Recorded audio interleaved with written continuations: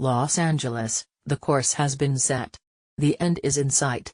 There's no turning back now. After 13 years of making dazzling discoveries in the Saturn system, Cassini's time is just about up. In the early hours of Friday morning, the NASA spacecraft will dive into Saturn at 76,000 miles per hour. Within minutes it will vaporize in the cloud tops of the ringed planet after valiantly fighting a battle it has no hope of winning. Cassini's small thrusters, designed to maneuver the 2-ton spacecraft around the vacuum of space, will be no match for Saturn's thicker-than-expected atmosphere. Within minutes of diving into the planet's upper layers, the instruments that revealed the great hydrocarbon seas on Titan and the plumes of water ice shooting off Enceladus will be torn apart, and then melted. After a small flash of light in the Saturnian sky, the spacecraft will be gone. There's no doubt about it, we'll be sad at the loss of such an incredible machine, said Earl Mays, program manager for the Cassini mission at the Jet Propulsion Laboratory in La Canada Flintridge. But we have a great sense of pride in what the mission accomplished. We left the world informed, but still wondering.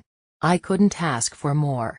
Cassini's fate was sealed Monday, when it made its final flyby past Titan, Saturn's largest moon.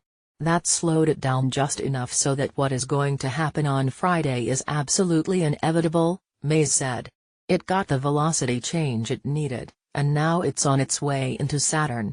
The spacecraft's final moments have been scheduled down to the minute. At 1:08 a.m. EDT Friday it will cross the orbital distance of the Moon Enceladus for the last time. At 3:14 a.m. it will begin a 5-minute roll that will point its ion-neutral mass spectrometer toward the direction of flight, allowing the instrument to gather as much data as possible about the chemical makeup of Saturn's atmosphere in its final seconds. At the same time, the spacecraft will reconfigure its systems to allow real-time data transmission back to Earth. It will enter the atmosphere at 6:31 a.m. 1 minute later its high-gain antenna will point away from Earth, and the signal from the spacecraft will be gone for good. It will take an additional 84 minutes for the radio silence to reach Earth.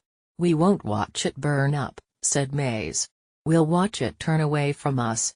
Even in this final journey, however, Cassini has critical science duties to perform. The suicide dive has the advantage of taking the spacecraft's instruments deeper into Saturn's sky than they have ever been before. In that short period of time we will take the cleanest sample of the atmosphere itself, said Hunter Waite, Director of Mass Spectrometry at the Southwest Research Institute in San Antonio. His team will also investigate the phenomenon of ring rain, when water vapor and ice grains from the rings descend into the gas giant's atmosphere. We do see the water, but we see other constituents as well, he said. We are working very carefully to understand all that the data has to tell us. Although most of the spacecraft's instruments are still functioning flawlessly, its fuel tank is empty. Mission planners decided that vaporizing the spacecraft in Saturn's atmosphere was the best way to keep it from accidentally contaminating Enceladus and Titan, two of the solar system's most promising candidates for hosting extraterrestrial life. Because of the importance of Enceladus that Cassini has shown us, and of Titan, we had to make decisions on how to dispose of the spacecraft, said Jim Green, NASA's Director of Planetary Science. We must protect those bodies for future exploration.